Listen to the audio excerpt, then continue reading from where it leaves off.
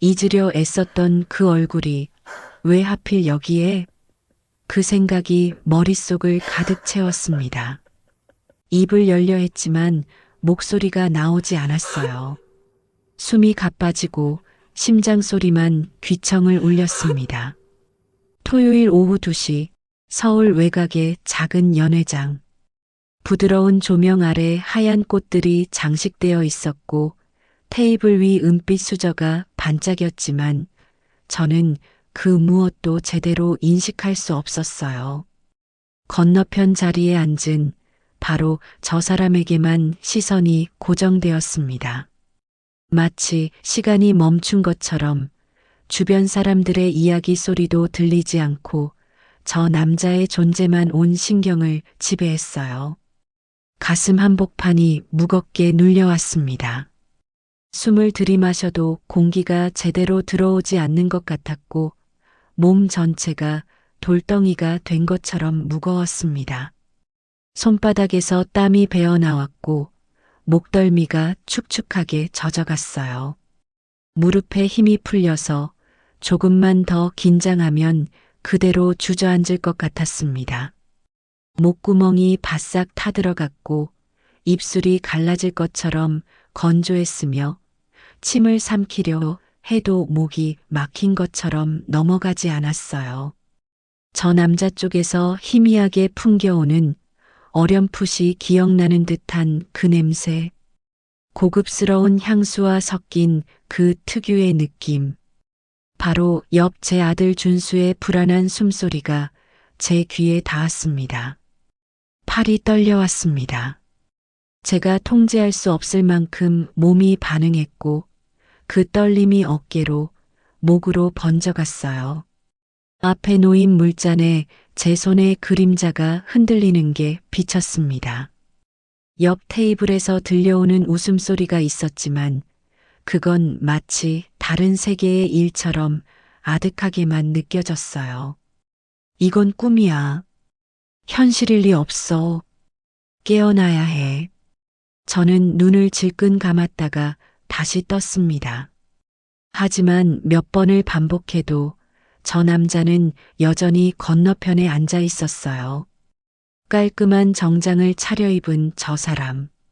나이가 들어 변한 얼굴이지만 분명히 알 수 있는 그 인상. 숨통이 조여왔습니다. 공기가 부족한 것처럼 답답했고 목이 막혀서 소리조차 낼 수 없었어요. 심장이 두근두근 뛰는 소리가 온몸에 울렸습니다.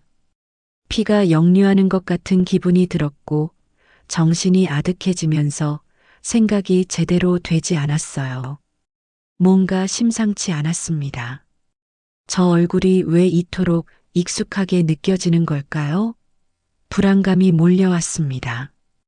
단순한 긴장이 아니라 공포에 가까운 감정이었어요. 무언가 엄청난 사건이 터질 것 같은, 제 삶 전체가 다시 흔들릴 것 같은 그런 불길한 느낌이 온몸을 휘감았습니다. 아들 준수도 분위기를 감지한 것 같았어요. 준수가 제 손을 더 꽉 붙잡으며 짧고 빠르게 숨을 몰아쉬었으니까요. 준수의 손바닥도 차갑게 식어 있었고 그 손의 떨림이 그대로 제게 전해졌습니다. 그때 저는 전혀 예상하지 못했습니다. 이 자리에서 제가 28년간 숨겨온 과거가 수면 위로 떠오를 거라는 것을, 이 약혼식에 모인 사람들의 앞날이 완전히 뒤바뀔 거라는 것을, 그리고 이 순간이 제 아들이 꿈꾸던 행복까지 깨뜨릴 거라는 것을. 충격적인 이 사연, 지금 바로 시작합니다. 무료 구독과 좋아요 눌러주시면 더 많은 진실된 인생 이야기를 들려드릴 수 있습니다. 오늘도 100만 뷰 인생 사연과 함께 해주셔서 진심으로 감사드립니다. 안녕하세요. 저는 부산 연제구에 사는 56세 박미란입니다. 오늘은 제 아들 준수의 약혼식이 있는 날이었습니다. 31살 준수가 평생을 함께할 사람을 만났다며 들뜬 목소리로 전화하던 모습이 아직도 생생합니다. 엄마, 이번엔 진짜예요.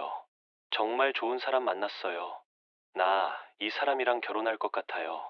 아들의 밝아진 얼굴을 보면서 저는 마음 깊은 곳에서부터 안도했습니다. 제 아들만큼은 절대로 저처럼 비참한 삶을 살게 하고 싶지 않았거든요. 그래서 이날을 위해 서울 외곽의 작은 연회장까지 올라왔습니다. 새벽 5시에 일어나 KTX를 탔습니다. 부산에서 서울까지 2시간 반. 창밖으로 스쳐가는 풍경을 보며 저는 계속 긴장했던 기억이 납니다. 재혼한 남편 동철 씨와 나란히 긴장된 마음으로 둥근 테이블에 자리를 잡았어요. 연회장은 아담했지만 품격이 느껴지는 곳이었습니다. 크림색 벽지에 은은한 조명이 비추고 테이블마다 하얀 장미와 안개꽃이 장식되어 있었어요. 창 밖으로는 가을 단풍이 물든 정원이 보였고 클래식 음악이 은은하게 흐르고 있었습니다. 준수가 이곳을 선택한 이유를 알 것 같았습니다. 화려하지 않지만 따뜻하고 시끄럽지 않지만 품이 있는 이 공간이 아들의 성격과 잘 어울렸어요. 천장에는 작은 크리스털 샹들리에가 매달려 있었고 바닥에는 부드러운 카펫이 깔려 있었습니다. 테이블 위에는 은색 촛대와 함께 고급스러운 도자기 그릇들이 정갈하게 놓여 있었어요. 하지만 저는 그 어떤 아름다움도 느낄 수 없었어요. 제 왼편에는 아들 준수가 앉아 있었습니다. 31살, 제가 온 삶을 쏟아부어 키워낸 아들. 국내 상위 3대 제약회사에서 신약개발연구원으로 근무하는 제 자랑스러운 아들이 지금 제 손을 꼭 잡고 있었어요. 준수는 키가 180cm의 단정한 인상을 가진 청년입니다. 오늘을 위해 새로 맞춘 네이비 정장이 잘 어울렸고 평소보다 조심스럽게 머리를 빗어 넘긴 모습이 얼마나 이날을 중요하게 생각하는지 보여주었어요. 준수는 어렸을 때부터 말수가 적은 편이었습니다. 하지만 한번 마음먹은 일은 끝까지 해내는 끈기가 있었고 누구보다 책임감이 강한 아이였어요. 초등학교 때부터 혼자 도서관에 가서 공부했고 중학교 때는 새벽 5시에 일어나 학교 자율학습실에 제일 먼저 도착했습니다. 고등학교 때는 주말에도 쉬지 않고 공부했어요. 그런 노력 끝에 서울대 약학대학에 합격했고 대학원까지 마친 후 지금의 회사에 입사했습니다. 그런 아들이 이번에는 정말 진지하게 결혼을 결심한 거라는 걸 저도 알고 있었습니다. 그런데 이상했습니다. 준수의 손이 너무 차갑게 식어 있었고 미세하게 떨리고 있었어요. 준수도 느낀 겁니다. 건너편에 앉은 저 사람을. 준수의 얼굴색이 점점 창백해졌고 눈가에 물기가 맺히기 시작했습니다. 평소 침착한 아들이 이렇게 동요하는 모습을 본 건 정말 오랜만이었습니다. 아니, 정확히 말하면 처음이었습니다. 준수는 어떤 어려운 상황에서도 흔들리지 않는 아이였으니까요. 엄마 이거 어떡해요? 속삭이는 준수의 음성에서 깊은 절망의 그림자가 느껴졌습니다. 제 오른편에는 재혼 후 15년을 함께한 남편 동철 씨가 자리했어요. 61살의 동철 씨. 암흑 같았던 제 인생에 한 줄기 햇살이 되어준 사람. 동철 씨는 제 등을 부드럽게 쓰다듬으며 침착하라고, 괜찮을 거라고 무언의 위로를 건네고 있었습니다. 동철 씨는 부산에서 작은 철물점을 운영하는 평범한 사람이었습니다. 화려하지도 않고 부유하지도 않았지만 제가 가장 힘들었던 시절에 따뜻한 손을 내밀어 준 사람이었어요. 15년 전 시장 골목에서 반찬 장사를 하던 저를 처음 본 날 동철 씨는 매일 저녁 퇴근길에 들러 반찬을 사갔습니다. 김치, 멸치볶음, 콩자반 같은 소박한 반찬들을 꼬박꼬박 싸가던 그 모습이 지금도 기억납니다. 그리고 어느 날 조심스럽게 말을 걸었죠. 혼자 사시는 것 같은데 힘드시겠어요. 그 한마디가 시작이었습니다. 하지만 동철 씨의 표정에도 혼란이 가득했어요. 평소 어떤 상황에서도 침착함을 잃지 않는 동철 씨였지만 지금은 미간을 찌푸린 채 불안한 눈빛을 감추지 못하고 있었습니다. 동철 씨 역시 직감한 겁니다. 지금 뭔가 심상치 않은 상황이 펼쳐지고 있다는 것을. 그리고 테이블 건너편 사돈 자리에는 한 명의 중년 남성이 자리하고 있었습니다. 60살 전후로 보이는 그 남자는 값비싼 맞춤 양복을 단정히 차려입고 여유만만한 태도로 앉아 있었어요. 블랙 정장에 네이비 넥타이를 맨 그 모습은 성공한 사업가의 전형적인 이미지였습니다. 흰머리가 섞인 머리는 깔끔하게 뒤로 넘겨져 있었고 손목에는 고급 시계가 은은하게 빛나고 있었어요. 그 옆에는 단아한 인상의 여성이 앉아 있었습니다. 준수의 예비 장모님이었어요. 베이지색 한복을 입은 그녀는 온화한 미소를 띠고 있었지만 저는 그 미소조차 제대로 볼 수 없었습니다. 오랜 세월이 흘렀지만 저는 한눈에 알아챌 수 있었습니다. 저와 제 아들의 운명을 완전히 뒤바꿔 놓았던 바로 그 얼굴. 지우려고 발버둥 쳐도 지워지지 않았던 그 사람이 바로 저기 앉아 있었습니다. 28년이라는 세월 동안 저는 그 얼굴을 잊어보려 얼마나 애를 썼는지 모릅니다. 하지만 밤마다 꿈에 나타나던 그 얼굴, 길을 걷다가도 비슷한 뒷모습만 봐도 심장이 철렁 내려앉게 만들던 그 모습은 28년이 지난 지금도 제 기억 속에 생생히 새겨져 있었습니다. 마트에서 장을 보다가도, 버스에서, 옆자리에 앉은 사람을 보다가도, TV에서 뉴스를 보다가도 문득문득 그 사람이 떠올라 가슴이 철렁했던 날들이 수없이 많았습니다. 심지어 준수가 대학에 입학하고 취업을 하고 승진을 할 때마다도 문득 그 사람이 떠올랐습니다. 이 기쁨을 내가 알기나 할까? 내가 버린 아들이 이렇게 훌륭하게 자랐다는 걸 알기나 할까? 그런 생각을 하며 혼자 울었던 날들이 많았어요. 도대체 어떻게 이런 일이 가능한 걸까요? 다시는 마주치지 않기를 그토록 기도했던 그 사람이 왜 오늘 제 아들의 약혼식 자리에 예비 사돈으로 앉아 있는 걸까요? 신이 저에게 주신 시련이 아직 끝나지 않은 걸까요? 아니면 이것이 제가 받아야 할 또 다른 벌인 걸까요? 아니면 이것이 제게 주어진 마지막 시험인 걸까요? 바로 그 순간 연회장 직원이 조심스럽게 다가와 테이블 위 유리잔에 물을 채워주었습니다. 젊은 여직원이 정갈한 동작으로 물을 따르는 소리가 조용한 테이블 위에 또렷하게 들렸습니다. 얼음이 잔 속에서 부딪히는 소리, 물이 찰랑거리는 소리, 그 모든 것이 비현실적으로 느껴졌어요. 물이 찰랑찰랑 찬 잔을 보면서도 저는 그것을 들어올릴 수조차 없었어요. 손이 너무 심하게 떨려서 잔을 쥐는 것조차 불가능했습니다. 아들 준수가 제 손을 더욱 강하게 움켜쥐었어요.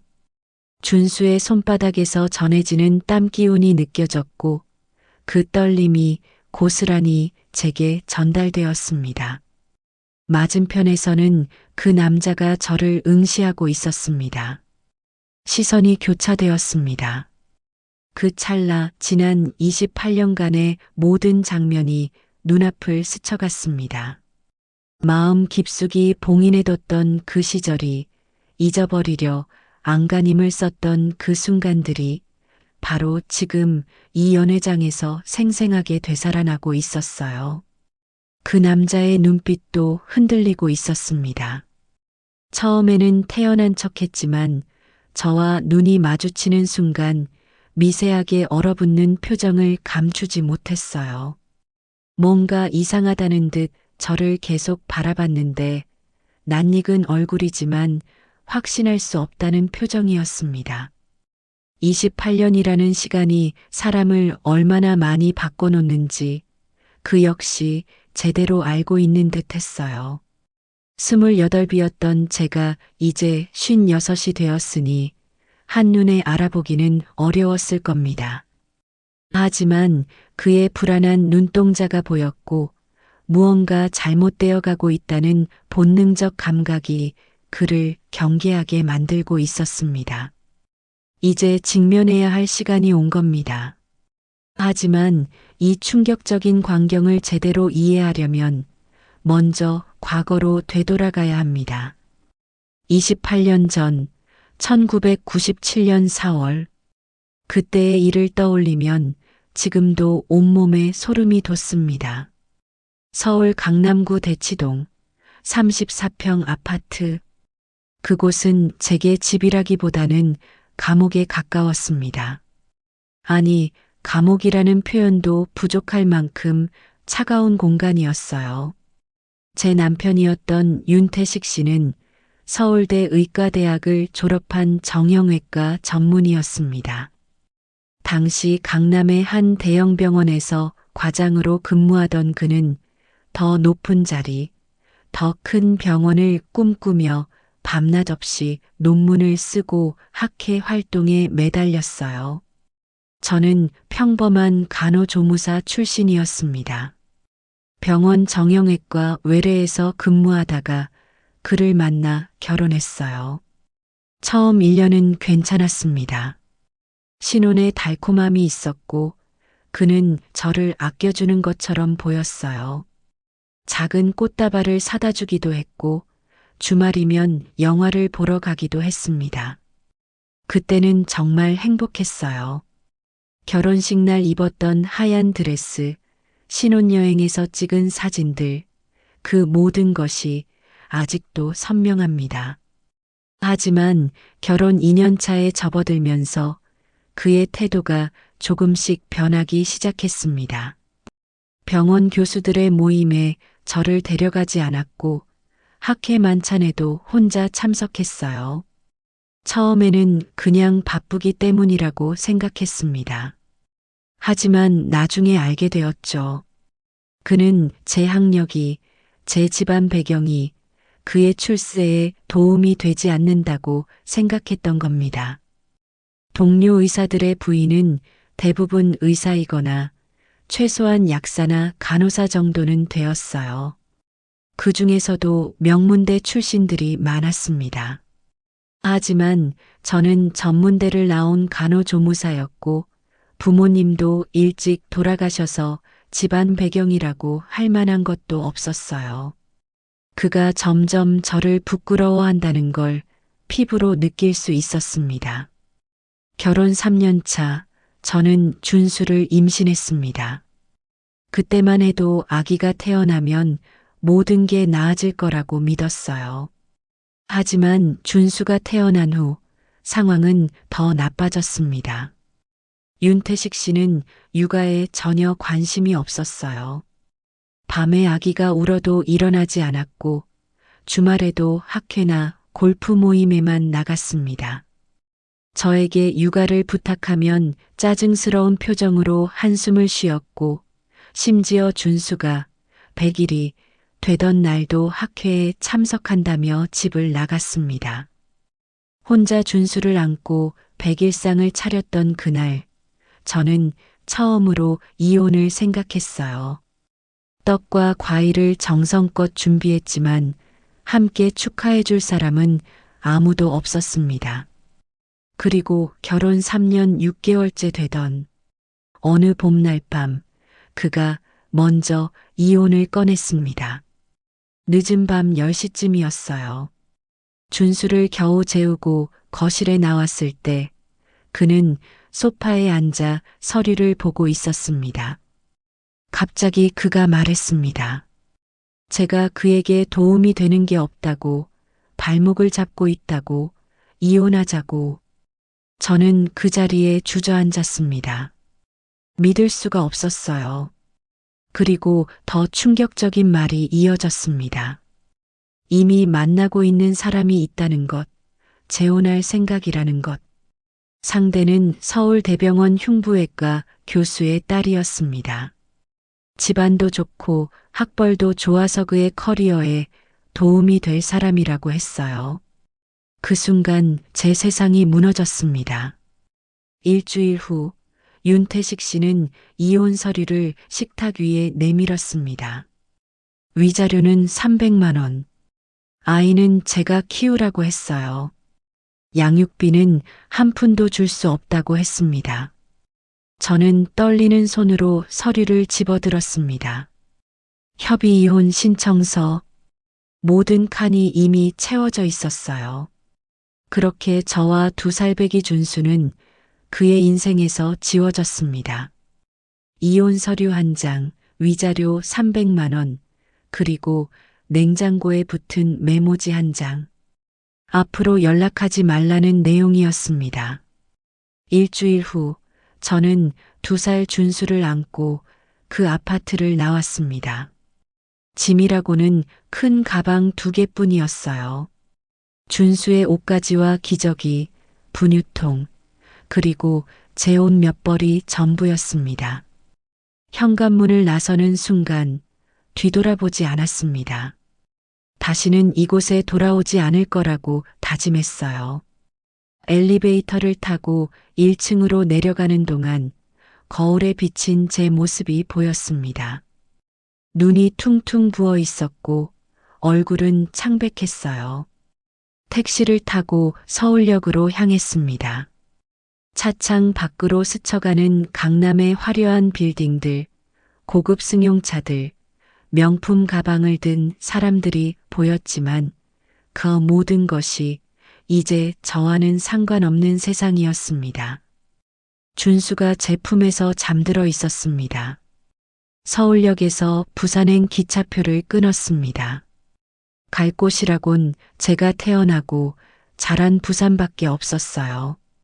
부모님은 제가 고등학교 때 돌아가셨고 친척이라고는 부산의 고모 한 분뿐이었습니다. 하지만 고모네 집에 신세를 지고 싶지 않았어요. 혼자서도 충분히 살 수 있다고 생각했습니다.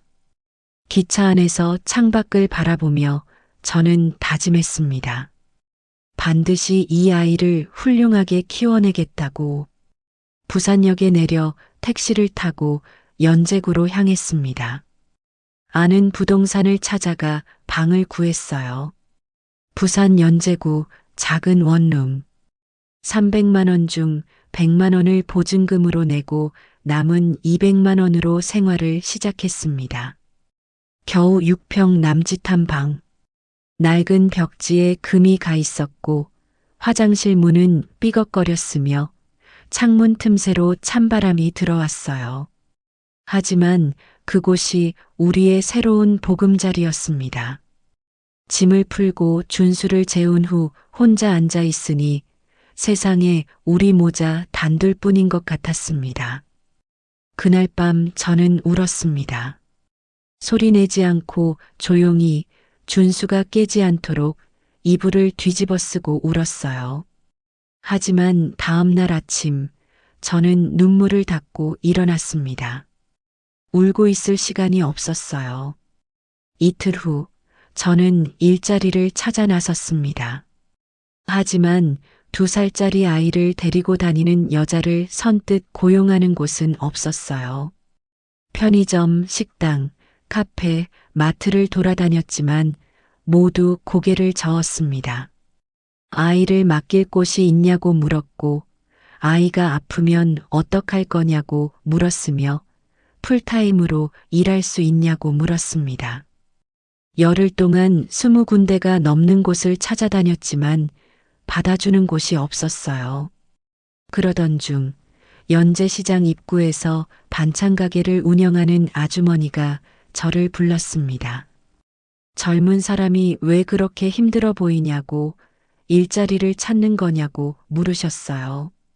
제가 고개를 끄덕이자 아주머니는 자신의 가게에서 일해보지 않겠냐고 제안했습니다.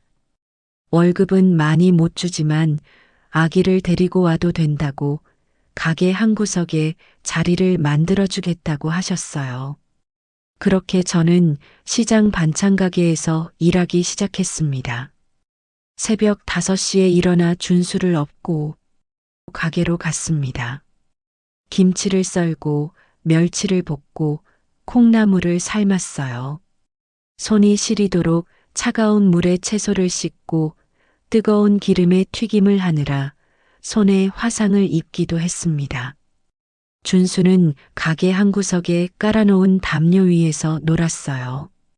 가끔 울면 등에 업고 일했고, 배고파하면 분유를 타서 먹였습니다. 월급은 60만 원. 거기서 월세 30만 원을 내고 나면 남은 돈으로 준수 분유와 기저귀, 그리고 우리 식비를 해결해야 했어요. 저녁에는 장을 봐서 집에 돌아와 준수를 먹이고 재운 후 다음날 팔 반찬을 더 만들었습니다. 밤 12시가 넘어서야 잠자리에 들었고 새벽 5시면 다시 일어나야 했어요. 하루 평균 수면 시간은 4시간도 채 되지 않았습니다. 겨울이 되면 더 힘들었습니다. 시장 가게는 난방이 제대로 되지 않아서 손발이 얼어붙었어요. 장갑을 끼면 일하기 불편해서 맨손으로 일했는데 손가락 끝이 터지고 동상에 걸렸습니다. 준수도 자주 감기에 걸렸어요. 병원비를 아끼려고 약국에서 약만 사다 먹였는데 한 번은 열이 40도까지 올라서 응급실에 갔던 적도 있었습니다. 그날 밤 응급실에서 열에 시달리는 준수를 안고 조용히 울었어요. 미안하다고, 엄마가 무능해서 미안하다고, 이것밖에 못해줘서 미안하다고 마음속으로 준수에게 사과했습니다. 하지만 포기할 수는 없었어요. 이 아이를 위해서라도 저는 살아남아야 했습니다. 그렇게 2년이 흘렀습니다. 1999년 봄, 준수가 4살이 되었을 때 저는 작은 기적을 만들어냈습니다. 시장 한 구석에 작은 가게를 얻은 겁니다. 반찬 가게에서 모은 돈 200만 원과 은행에서 빌린 500만 원으로 작은 반찬 코너를 차렸어요. 간판 이름은 미란이네 반찬. 제 이름을 따서 지은 가게였습니다. 처음에는 손님이 별로 없었습니다. 하지만 정성껏 만든 반찬들이 입소문을 타면서 조금씩 단골이 생기기 시작했어요. 김치는 직접 절이고 멸치볶음은 설탕을 줄이고 조청을 넣었으며 계란말이는 푸짐하게 만들었습니다. 하나하나 정성을 다해 만들었고 손님들이 그 마음을 알아주셨어요. 그리고 그해 가을, 운명적으로 동철 씨를 만났습니다. 매일 저녁 퇴근길에 들러 반찬을 사가던 그 사람. 항상 조용히 미소만 짓던 그 사람이 나중에 제 인생의 빛이 될 줄은 몰랐습니다. 하지만 그때까지만 해도 저는 윤태식이라는 이름을 잊을 수 없었어요. 밤마다 꿈에 나타나는 그 사람, 준수를 보면서도 자꾸 떠오르는 그 얼굴. 언젠가 반드시 당당하게 그 앞에 서고 말겠다는 다짐. 그 다짐 하나로 저는 하루하루를 버텨냈습니다. 시간은 빠르게 흘렀습니다. 준수가 7살이 되었을 때 저는 초등학교 입학 준비를 하며 새로운 걱정에 빠졌어요. 다른 아이들은 모두 아빠 손을 잡고 학교에 갈 텐데 우리 준수는 엄마 손만 잡고 가야 한다는 게 마음이 아팠습니다. 입학식 전날 밤 준수가 조심스럽게 물었습니다. 엄마, 나는 왜 아빠가 없어? 그 질문에 저는 말문이 막혔습니다. 아빠는 멀리 계신다고, 바쁘셔서 못 오신다고 거짓말을 할 수밖에 없었어요. 준수는 고개를 끄덕였지만 그 작은 얼굴에 서운함이 가득했습니다. 초등학교에 입학한 준수는 처음부터 공부에 두각을 보이기 시작했어요. 저는 학원을 보낼 형편이 안 되었습니다. 하지만 준수는 도서관에서 책을 빌려와 혼자 공부했어요. 작은 책상에 앉아 밤늦게까지 공부하는 준수를 보면 가슴이 미어졌습니다. 다른 아이들처럼 학원도 보내주고 좋은 옷도 사주고 싶었지만 그럴 수가 없었어요. 준수의 옷은 대부분 시장에서 산 것들이었고 신발도 할인 매장에서 샀습니다. 가방도 친구들처럼 비싼 브랜드가 아니라 평범한 것이었어요. 초등학교 3학년 때였습니다. 준수가 학교에서 상을 받았어요. 전교 1등. 시상식 날 저는 반찬가게 일을 미루고 학교에 갔습니다. 강당에서 상을 받는 준수를 보며 저는 눈물을 참았어요. 다른 부모들은 정장을 차려입고 왔지만 저는 시장에서 일하다 온 차림 그대로였습니다. 반찬 냄새가 옷에 배어 있었고 손톱 사이에는 김치물이 들어 있었어요. 하지만 준수는 저를 보고 환하게 웃었습니다. 그 미소가 저를 살게 했어요. 중학교에 진학한 준수는 더욱 놀라운 성적을 보이기 시작했습니다. 항상 반에서 1등이었고 전교에서도 늘 3등 안에 들었어요. 새벽 5시에 일어나 저와 함께 가게에 나가 반찬 정리를 거들어주고 학교에 갔다가 저녁이 되면 다시 와서 도와줬습니다. 그러면서도 공부를 게을리하지 않았어요. 중학교 2학년 가을이었습니다. 저는 중요한 결심을 했어요. 준수에게 진실을 말해야 할 때라고 생각했습니다. 그날 저녁 가게 문을 닫고 집에 돌아와 준수를 제 앞에 앉혔습니다. 준수는 14살이 되어 있었어요. 키도 많이 자라서 이제 제 어깨쯤 왔습니다. 저는 깊게 숨을 들이쉬고 천천히 말하기 시작했습니다. 사실 아빠는 멀리 계신 게 아니라고, 엄마가 거짓말을 했다고. 준수가 2살 때 우리는 서울에 살았다고, 큰 아파트에서 살았는데 그곳은 아빠의 집이었다고. 아빠는 의사였고 엄마는 간호조무사로 그 집에서 살았다고. 그런데 엄마가 집안 배경이 없고 학벌이 낮아서 아빠는 엄마를 부끄러워했다고. 준수의 눈이 점점 커졌습니다. 그리고 결국 아빠는 다른 여자를 만났고 우리를 버렸다고. 위자료 300만 원을 주고 조용히 나가라고 했다고. 그렇게 우리는 부산으로 내려왔고 지난 12년을 이렇게 살아왔다고 말했습니다. 준수의 얼굴에서 모든 혈색이 사라졌어요. 그리고 몇 달 후에 알게 됐다고. 아빠가 3달 만에 다른 여자와 재혼했다고. 그 여자는 의사 집안 딸이었다고. 재혼하자마자 곧 아이가 태어났는데 계산을 해보니 이미 오래전부터 그 여자를 알고 지냈던 거다고. 모든 게 계획된 일이었다고. 엄마는 그저 방해물이었을 뿐이라고 말했습니다. 준수는 한참을 말없이 앉아 있었습니다.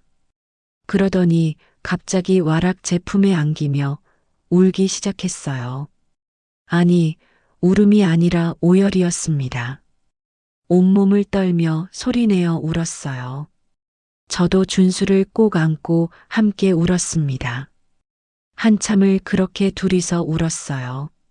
12년 동안 참아왔던 눈물이, 숨겨왔던 고통이 한꺼번에 쏟아져 나왔습니다. 얼마나 울었을까요? 준수가 눈물을 닦고 고개를 들었습니다. 눈이 빨갛게 부어 있었어요. 엄마, 나 의사가 될 거야. 준수의 목소리가 떨렸지만 단호했습니다.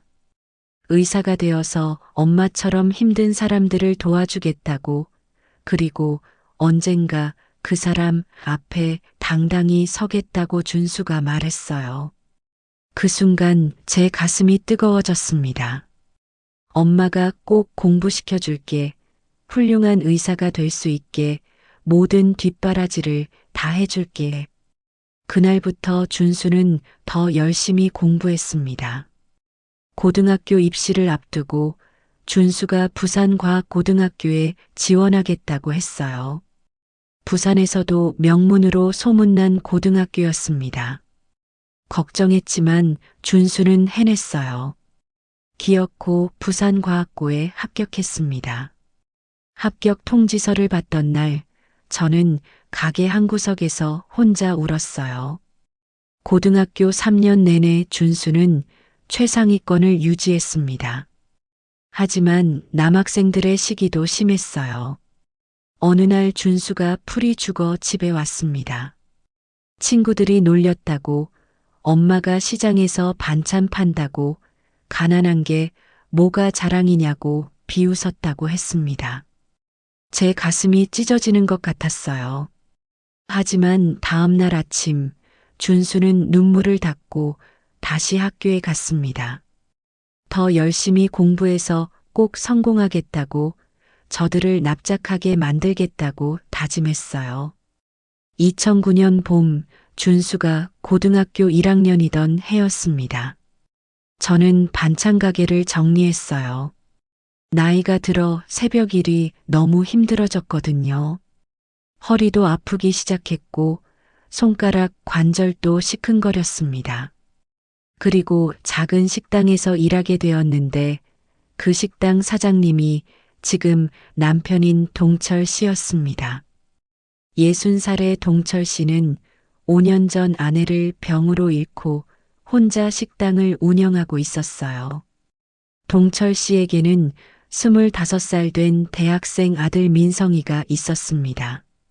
동철 씨는 말수가 적은 분이었지만 늘 따뜻하게 대해 주었어요. 힘든 일은 직접 하고 저에게는 쉬운 일만 시켰습니다.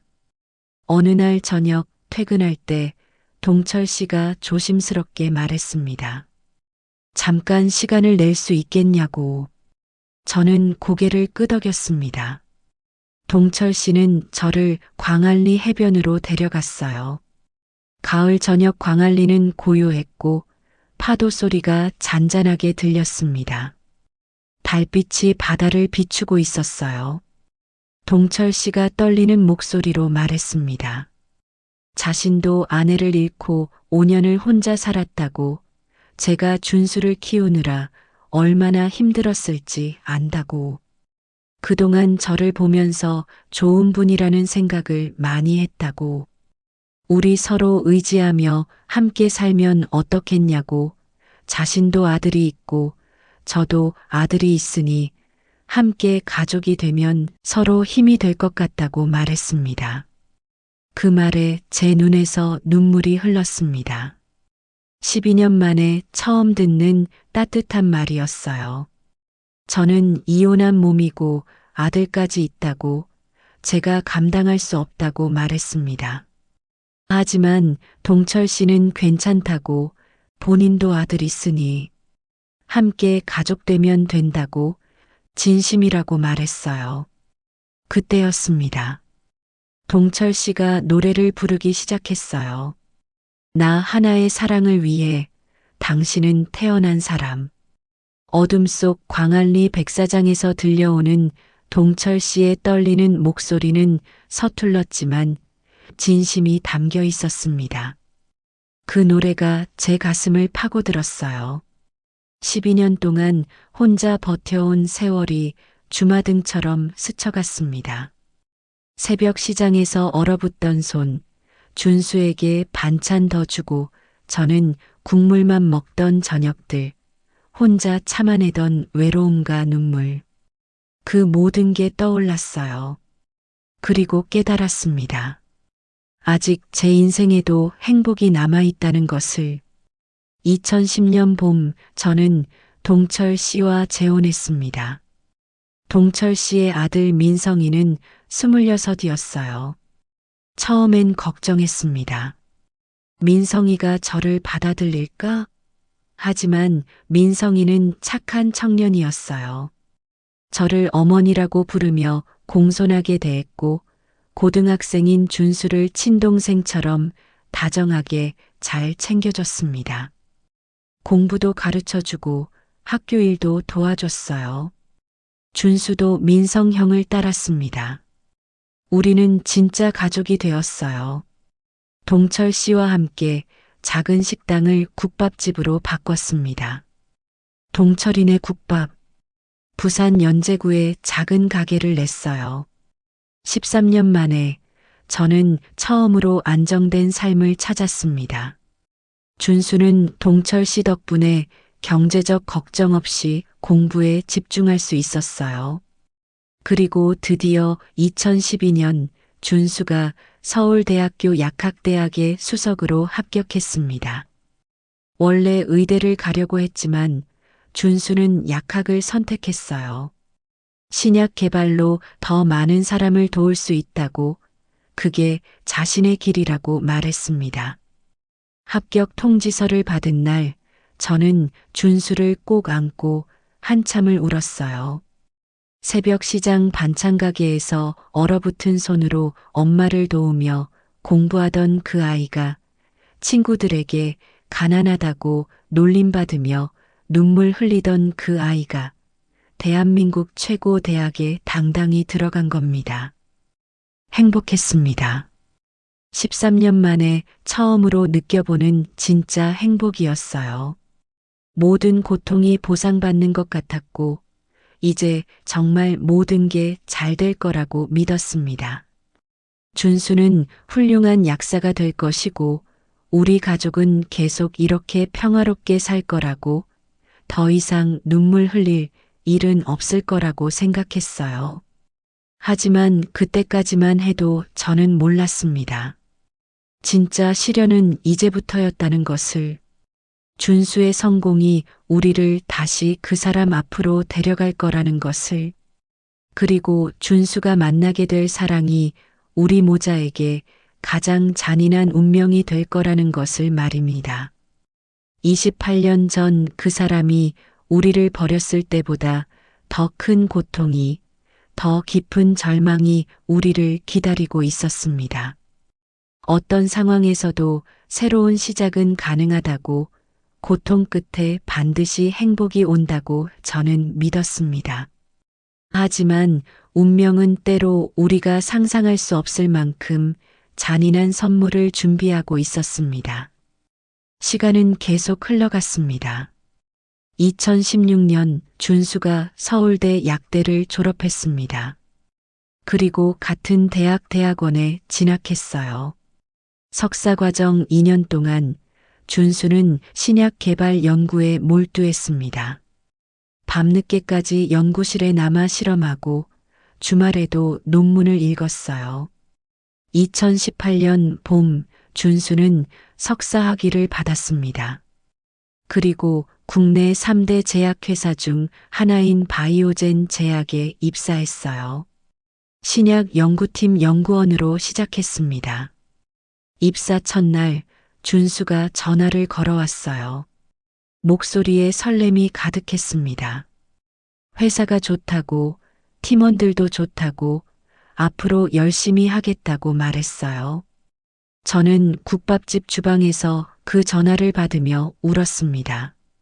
2살배기 아기를 안고 서울역에서 부산행 기차를 탔던 그날부터 21년이 흘렀습니다. 그 긴 세월 동안 저는 단 하루도 포기하지 않았어요. 그리고 마침내 준수는 제대로 된 어른이 되었습니다. 2020년 코로나가 전 세계를 휩쓸었습니다. 준수의 회사는 코로나 치료제 개발에 전력을 다하고 있었어요. 준수도 그 프로젝트에 참여했습니다. 밤낮 없이 일했고 집에도 거의 오지 못했어요. 하지만 준수는 힘들다는 말을 하지 않았습니다. 오히려 보람 있다고, 의미 있다고 말했어요. 2022년 여름이었습니다. 준수가 갑자기 부산에 내려왔어요. 토요일 저녁이었습니다. 국밥집 문을 열고 들어온 준수의 얼굴이 평소와 달랐어요. 뭔가 밝아 보였고 눈빛이 반짝이고 있었습니다. 저녁을 먹으며 준수가 말했습니다. 회사에서 좋은 사람을 만났다고, 같은 부서에서 일하는 선배라고. 이름은 윤서연. 품질관리팀에서 근무하는 29살 여성이었어요. 준수보다 1살 위였습니다. 준수는 서연 씨 이야기를 할 때 얼굴이 환해졌어요. 똑똑하고 성실하며 무엇보다 따뜻한 사람이라고 했습니다. 6개월 전부터 함께 점심을 먹기 시작했고, 1달 전에 공식적으로 사귀기 시작했다고 말했어요. 저는 기뻤습니다. 제 아들이 드디어 사랑을 하는구나. 31살이 되도록 연애 한 번 제대로 못하고 오직 공부와 일에만 매달렸던 아들이 이제 한 사람의 남자로 살아가는구나 싶었어요. 엄마, 나 이번엔 진짜 결혼까지 생각하고 있어. 준수의 말에 제 가슴이 뜨거워졌습니다. 동철 씨도 옆에서 흐뭇하게 웃으며 좋은 일이라고, 축하한다고 말했어요. 그날 밤 준수는 서연 씨 사진을 보여줬습니다. 단아한 인상의 여성이었어요. 긴 생머리에 온화한 미소를 띤 얼굴. 사진 속 서연 씨는 하얀 블라우스를 입고 있었고 배경은 회사 사옥 앞이었습니다. 예쁘다, 준수야. 정말 좋은 분 같구나. 저는 진심으로 축하했습니다. 그리고 준수가 덧붙였어요. 서연 씨 아버지가 의료재단 이사장이라고, 어머니는 전직 약사라고. 집안도 좋고 학벌도 좋지만 무엇보다 사람이 좋다고 준수가 말했습니다. 그 순간 제 가슴이 철렁했습니다. 의료재단 이사장, 의사 집안. 왠지 모를 불안감이 스쳐갔어요. 하지만 곧 그 생각을 떨쳐냈습니다. 세상에 의사가 얼마나 많은데 그럴 리 없다고 스스로를 안심시켰어요. 2023년 봄, 준수와 서연 씨는 1년 넘게 사귀고 있었습니다. 준수가 가끔 서연 씨 이야기를 했어요. 함께 영화를 보러 갔다고, 주말에 남산을 산책했다고, 서연 씨가 요리를 잘한다고. 준수의 목소리에는 행복이 가득 담겨 있었습니다. 그해 가을, 준수가 또 부산에 내려왔습니다. 이번에는 서연 씨와 함께였어요. 토요일 오후 국밥집에 젊은 커플이 문을 열고 들어왔습니다. 준수와 손을 잡고 있는 여성. 사진에서 본 것보다 더 단아하고 예뻤어요. 어머니, 안녕하세요. 윤서연입니다. 서연 씨가 공손하게 인사했습니다. 저는 서연 씨를 보며 마음이 놓였어요. 밝고 예의 바른 모습, 준수를 바라보는 따뜻한 눈빛. 이 사람이라면 준수를 행복하게 해줄 것 같았습니다. 서연 씨는 국밥을 먹으며 음식이 정말 맛있다고 칭찬했어요. 어렸을 때부터 국밥을 좋아했다고, 어머니 손맛이 느껴진다고 말했습니다. 그날 저녁 서연 씨가 돌아간 후 준수가 말했습니다. 곧 프러포즈할 거라고. 내년 봄쯤 약혼하고 가을에 결혼하고 싶다고. 저는 준수를 꼭 안았습니다. 엄마, 행복해? 준수가 물었습니다. 그럼 당연하지. 우리 준수가 이렇게 좋은 사람 만나서. 하지만 그날 밤 저는 잠을 이루지 못했습니다. 왠지 모를 불안감이 계속 마음 한구석을 짓눌렀어요. 그냥 예비 며느리를 만나는 모든 어머니가 느끼는 불안이라고 스스로를 다독였습니다. 2024년 1월 준수가 프러포즈했습니다. 서울 남산타워 전망대에서 반지를 꺼내 무릎을 꿇었다고 해요. 서연 씨는 눈물을 흘리며 고개를 끄덕였고 두 사람은 그렇게 약혼했습니다. 준수가 보내온 사진 속에서 두 사람은 정말 행복해 보였어요. 반지를 낀 서연 씨의 손, 환하게 웃는 준수의 얼굴, 뒤로 보이는 서울 야경. 모든 것이 완벽해 보였습니다. 저는 그 사진을 보며 울었어요. 기쁨의 눈물이었습니다. 준수가 이렇게 행복해하는 모습을 태어나서 처음 보는 것 같았어요. 동철 씨도 옆에서 함께 기뻐하며 축하 선물로 뭘 줄지 고민했습니다. 우리는 준수에게 금반지 한 쌍을 보냈어요. 크지는 않지만 저희 마음이 담긴 선물이었습니다. 2월에는 준수와 서연 씨가 함께 부산에 내려왔어요. 이번에는 약혼 반지를 낀 모습으로 정식으로 인사를 하러 온 거였습니다. 서연 씨는 저와 동철 씨를 어머님, 아버님이라고 불렀어요. 그 호칭이 낯설면서도 따뜻했습니다. 우리는 함께 광안리 해변을 걸었고 국밥집에서 저녁을 먹으며 결혼 준비 이야기를 나눴어요. 서연 씨는 준수를 바라보는 눈빛이 정말 따뜻했습니다. 진심으로 사랑하는 게 느껴졌어요. 저는 마음이 놓였습니다. 이 사람이라면 준수를 잘 돌봐줄 거라고. 3월 준수가 전화를 걸어왔습니다. 약혼식 날짜를 잡았다고.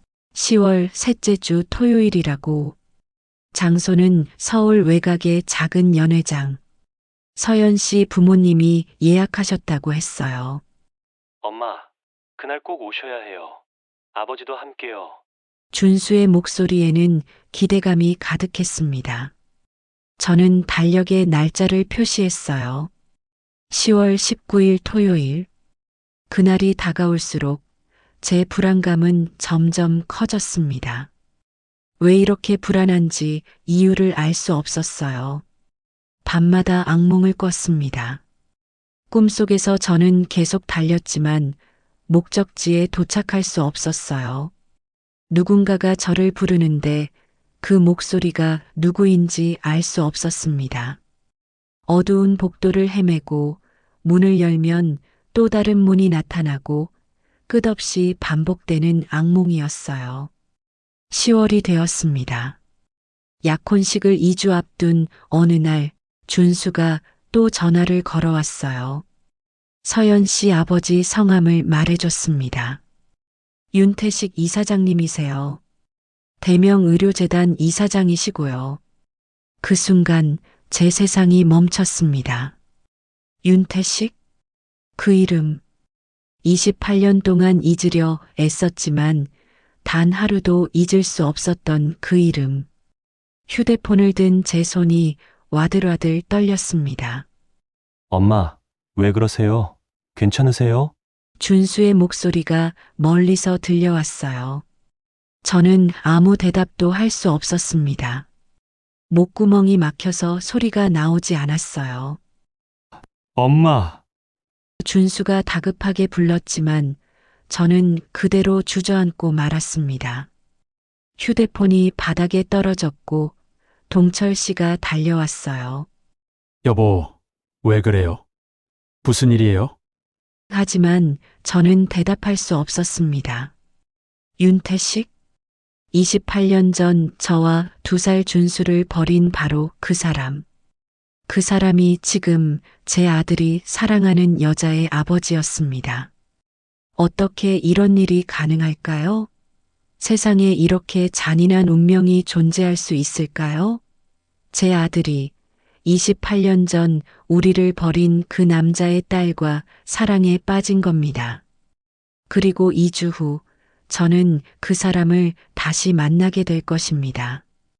약혼식 자리에서 사돈으로.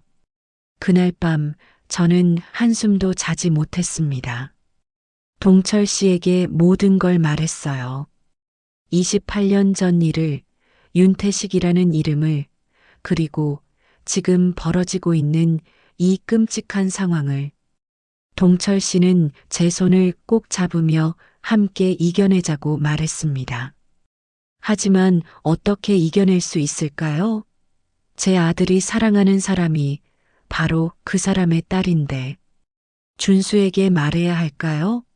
아니면 그냥 모른 척 해야 할까요? 하지만 약혼식 자리에서 그 사람과 마주치면 모든 게 드러나고 말 겁니다. 28년 동안 숨겨왔던 비밀이 준수의 행복까지도 산산조각 낼지 모릅니다. 남은 2주 동안 저는 지옥을 살았습니다. 밥맛이 없었고 잠도 제대로 오지 않았어요. 국밥집 일을 하면서도 계속 그 생각뿐이었습니다. 그리고 마침내 그날이 다가왔습니다. 10월 19일 토요일, 서울 외곽의 작은 연회장. 28년 만에 재회. 그리고 모든 것이 무너지는 순간이 바로 눈앞에 다가와 있었습니다. 10월 19일 토요일 오전 7시. 저는 잠에서 깼습니다. 아니, 사실 한숨도 자지 못했어요. 밤새 천장만 바라보며 오늘 벌어질 일을 상상했습니다. 옆에서 동철 씨도 뒤척이는 소리가 들렸어요. 동철 씨도 잠을 이루지 못한 것 같았습니다. 새벽 5시쯤 동철 씨가 조용히 일어나 부엌으로 갔다가 물을 한 잔 가져다 주었어요. 저는 그 물을 마시며 오늘을 어떻게 버텨낼지 생각했습니다. 오전 9시 KTX를 타기 위해 부산역으로 향했습니다. 차 안에서 저는 계속 손을 비볐어요. 손바닥에 땀이 차고 가슴이 두근거렸습니다. 괜찮을 거예요. 제가 옆에 있잖아요. 동철 씨가 제 손을 잡아줬지만 불안감은 가라앉지 않았습니다. KTX 안에서도 저는 아무것도 할 수 없었어요. 책을 펼쳤지만 글자가 눈에 들어오지 않았고 창밖 풍경도 제대로 보이지 않았습니다. 오직 한 가지 생각뿐이었어요. 28년 만에 그 사람을 다시 만난다는 것. 2시간 반 동안 저는 그저 의자에 앉아 손만 계속 비볐습니다. 옆자리 승객이 힐끔힐끔 쳐다봤지만 신경 쓸 여유도 없었어요. 오후 12시 서울역에 도착했습니다. 택시를 타고 연회장으로 향했어요. 약혼식 시간은 2시였지만 일찍 도착해서 마음을 가다듬고 싶었습니다. 연회장 근처 카페에서 동철 씨와 커피를 마셨습니다. 하지만 커피 맛도 느껴지지 않았고 입안이 계속 바짝 말랐어요. 화장실에 다녀오며 거울을 봤습니다. 제 얼굴은 창백했고 눈 밑에 다크서클이 짙게 깔려 있었어요. 립스틱을 다시 바르고 볼에 붉은기를 더했지만 여전히 안색은 좋지 않았습니다. 오후 1시 50분 드디어 연회장으로 들어갔습니다. 입구에서 직원이 안내했고 우리는 2층 작은 홀로 올라갔어요. 은은한 조명 아래 둥근 테이블이 놓여 있었고 하얀 장미가 테이블을 장식하고 있었습니다. 창밖으로는 단풍이 물든 정원이 보였어요. 아름다운 풍경이었지만 저는 아무것도 느껴지지 않았습니다. 오후 2시 정각 준수가 먼저 도착했습니다. 네이비 정장을 차려입은 준수는 긴장한 표정이었어요. 저를 보자 달려와 안겼습니다. 엄마, 오셨어요? 긴장돼요. 준수의 손도 차갑게 식어 있었습니다. 저는 준수의 등을 토닥이며 괜찮을 거라고 말했지만 제 목소리도 떨리고 있었어요. 5분 후 문이 열리며 서연 씨가 들어왔습니다. 베이지색 원피스를 입은 서연 씨는 수줍은 미소를 띠고 있었어요. 어머님, 아버님, 안녕하세요. 서연 씨가 공손히 인사했습니다. 저는 겨우 미소를 지으며 고개를 끄덕였어요. 그리고 그 순간 문이 다시 열렸습니다. 회색 정장을 입은 남자가 천천히 안으로 들어왔어요. 흰머리가 섞였지만 여전히 꼿꼿한 자세, 고급스러운 시계를 찬 손목, 그리고 그 얼굴. 28년이 흘렀지만 저는 단번에 알아봤습니다. 윤태식? 제 전 남편, 준수의 친아버지. 그 사람이 바로 거기 서 있었습니다. 제 심장이 멈추는 것 같았어요. 손에 든 가방이 바닥에 떨어졌고 그 소리에 모두가 저를 바라봤습니다. 윤태식도 저를 봤어요. 그의 얼굴이 순간 굳어졌습니다. 처음에는 누군지 몰랐던 것 같았어요. 하지만 몇 초 후 그의 눈이 커지며 입술이 벌어졌습니다. 알아본 겁니다. 28년 전 버렸던 그 여자를. 우리는 그렇게 서로를 바라봤습니다. 시간이 멈춘 것 같았어요. 주변의 모든 소리가 사라지고 오직 그 사람만 보였습니다. 28년 전 그날이 떠올랐습니다. 차가운 이혼 서류, 300만 원짜리 수표, 그리고 냉장고에 붙어 있던 메모지.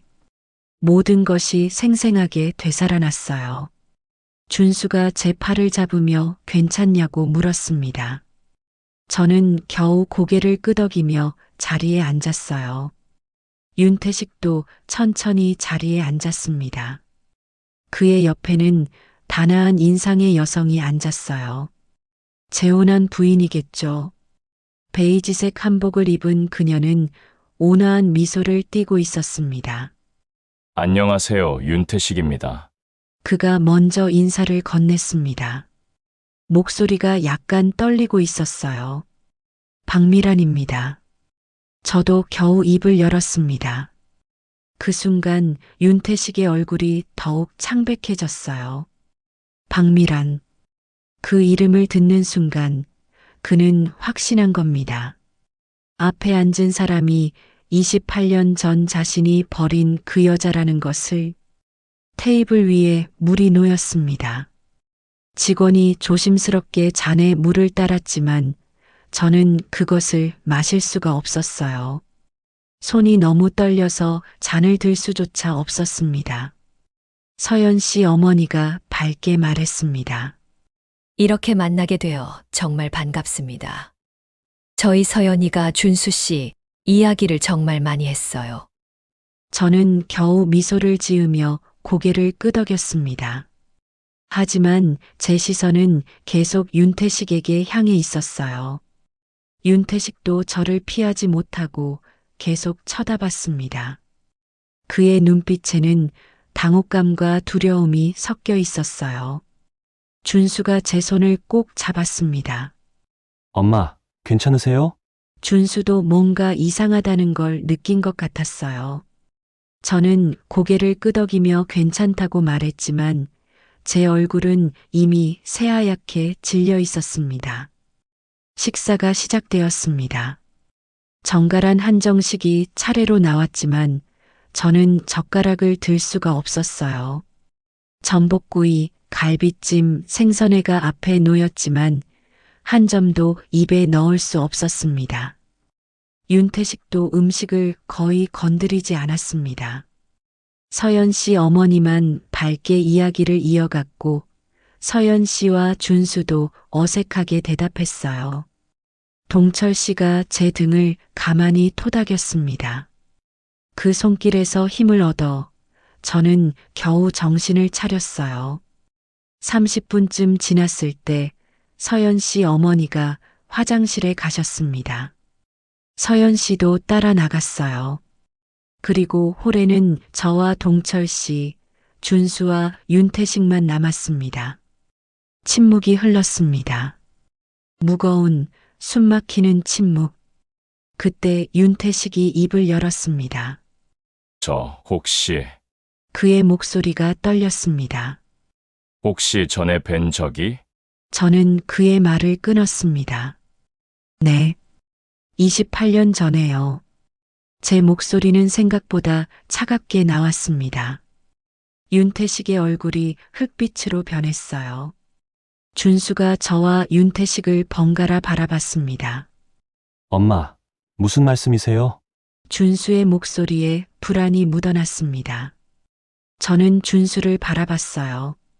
이제 말해야 할 시간이었습니다. 28년 동안 숨겨왔던 진실을. 하지만 그 순간 서연 씨와 그녀의 어머니가 다시 들어왔습니다. 저는 입을 다물었어요. 아직은 아니었습니다. 아직은 말할 수 없었어요. 식사가 끝나고 우리는 어색하게 인사를 나눴습니다. 다음에 또 뵙겠습니다. 서연 씨 어머니가 밝게 말했지만 윤태식은 한마디도 하지 못했어요. 그는 고개만 살짝 숙인 채 재빨리 연회장을 나갔습니다. 연회장 밖으로 나왔을 때 저는 그대로 쓰러질 것 같았어요. 동철 씨가 저를 부축했고 준수가 다급히 물었습니다. 엄마, 대체 무슨 일이에요? 장인 어른을 아세요? 저는 준수를 바라봤습니다. 준수의 눈에 눈물이 고여 있었어요. 이미 짐작하고 있는 것 같았습니다. 준수야. 저는 떨리는 목소리로 말했습니다. 엄마가 집에 가서 다 얘기해 줄게. 그날 밤 저는 준수에게 모든 것을 말했습니다. 윤태식이 준수의 친아버지라는 것, 28년 전 우리를 버렸다는 것, 그리고 서연 씨가 준수의 이복 동생이라는 것. 준수는 그 자리에서 무너졌습니다. 사랑하는 사람이 자신의 이복 동생이라는 사실. 그보다 더 잔인한 운명이 또 있을까요? 그날 밤 서울 홍대 근처 작은 카페. 준수와 저 그리고 동철 씨가 앉아 있었습니다. 카페는 한산했고 구석 자리에서 우리는 조용히 이야기를 나눴어요. 준수는 커피잔을 두 손으로 감싸 쥔 채 멍하니 테이블만 바라보고 있었습니다. 손가락이 하얗게 질릴 정도로 잔을 3개 쥐고 있었어요. 저는 천천히 입을 열었습니다. 28년 전 이야기부터 시작했어요.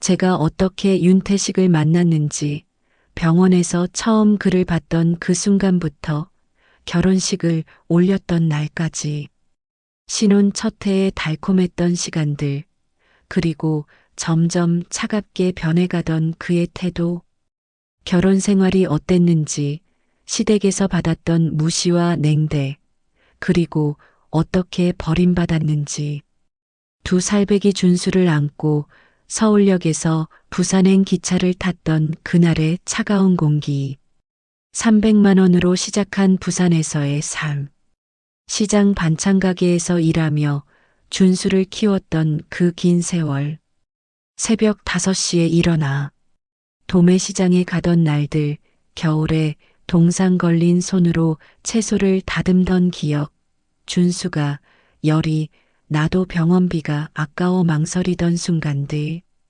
모든 것을 털어놓았습니다. 준수는 한마디도 하지 않았어요. 그저 고개를 숙인 채 주먹을 꽉 쥐고 있었습니다. 손등에 핏줄이 붉어져 나올 정도로 힘을 주고 있었어요. 제 이야기가 끝났을 때 준수의 눈에서 눈물이 떨어졌습니다. 테이블 위로 뚝뚝 떨어지는 눈물. 준수는 소리 없이 울고 있었어요. 그리고 준수가 겨우 물었습니다. 서연이는 자신의 이복 동생이냐고. 저는 고개를 끄덕였습니다. 준수는 두 손으로 얼굴을 감쌌어요. 그리고 울기 시작했습니다. 소리내어 온몸을 떨며 울었습니다. 카페에 있던 몇몇 손님들이 우리를 쳐다봤지만 준수는 멈출 수 없었어요. 어깨가 들썩이고 숨을 제대로 쉬지 못하며 마치 모든 것이 무너진 사람처럼 울었습니다. 저도 준수를 안으며 함께 울었습니다. 동철 씨도 눈시울을 붉히며 우리를 바라봤어요. 한참을 그렇게 울었습니다. 카페 직원이 조심스럽게 다가와 물티슈를 건네주고 갔습니다. 얼마나 시간이 흘렀을까요? 준수가 눈물을 닦고 고개를 들었습니다.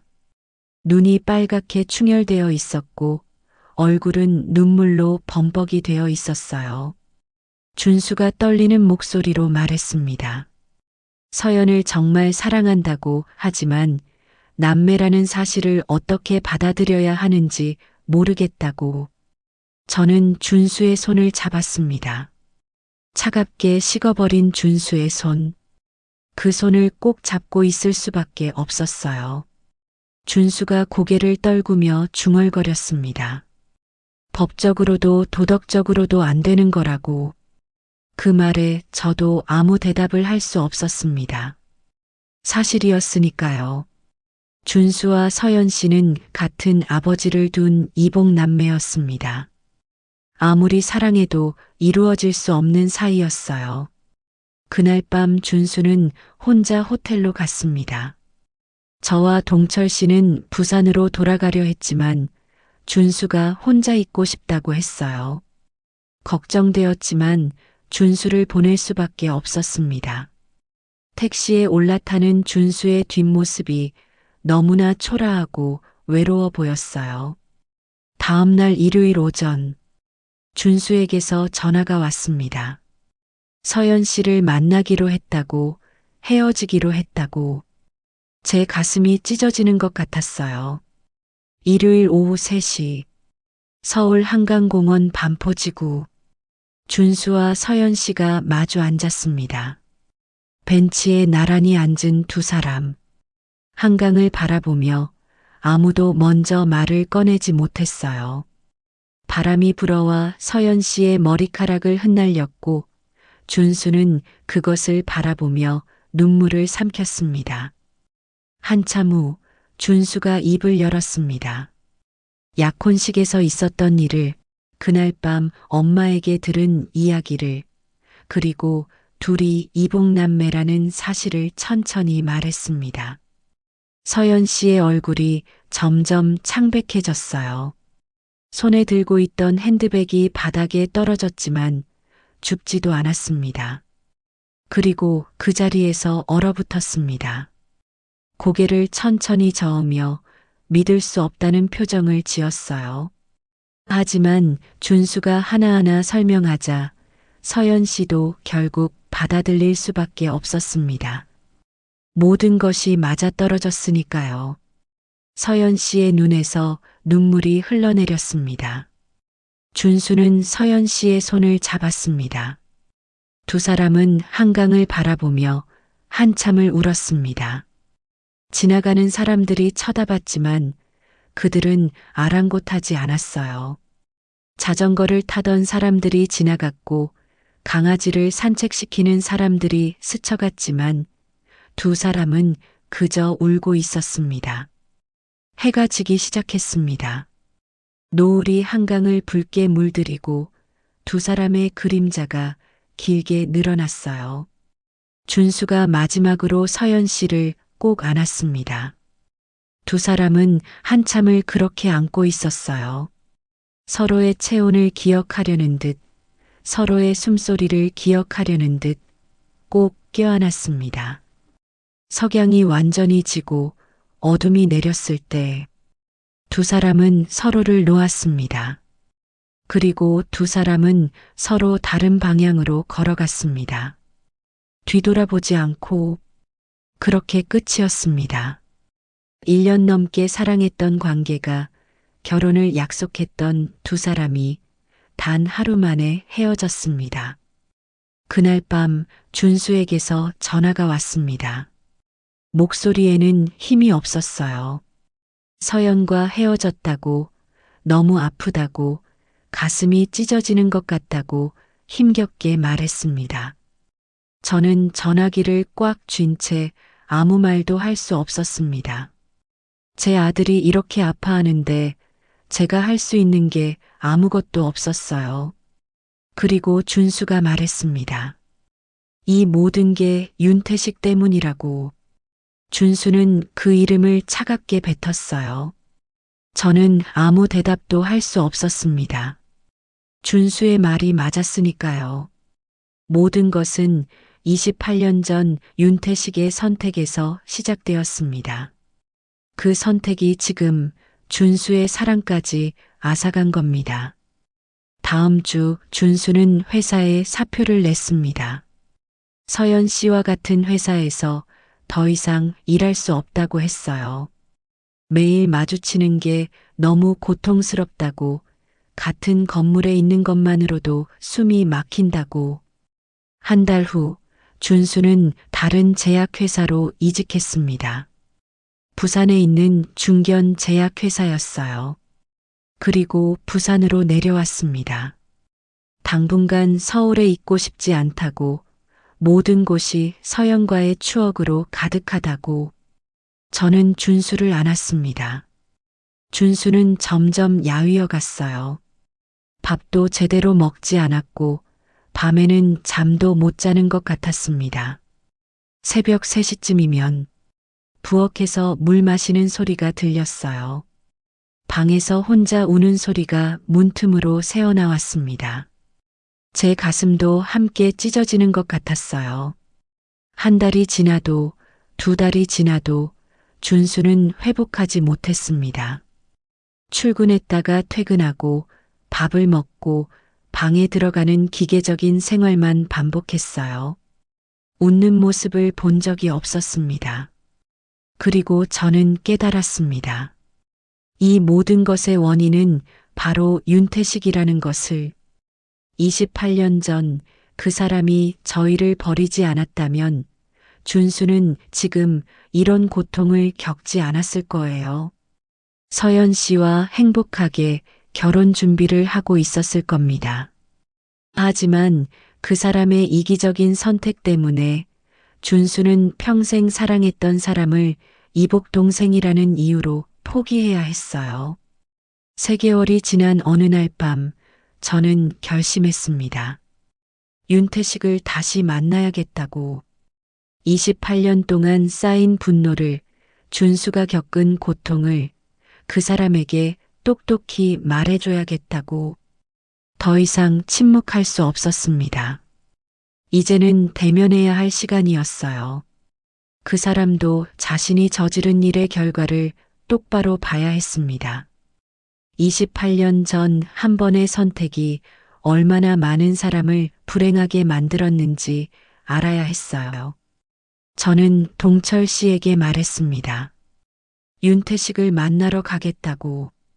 동철 씨는 걱정스러운 표정을 지었지만 결국 고개를 끄덕였어요. 함께 가겠다고, 혼자 보내지 않겠다고 말했습니다. 다음 날 저는 인터넷으로 대명의료재단을 검색했습니다. 서울 강남구에 본부가 있었고 산하에 3개의 병원을 운영하고 있었어요. 윤태식은 재단 이사장이었습니다. 홈페이지에는 그의 사진이 실려 있었어요. 회색 양복을 입고 환하게 웃는 모습, 성공한 의료인의 이미지였습니다. 하지만 그 미소 뒤에 숨겨진 차가운 본성을 저는 알고 있었어요. 저는 재단 사무실로 전화를 걸었습니다. 이사장과 면담을 신청하고 싶다고, 개인적으로 중요한 이야기가 있다고.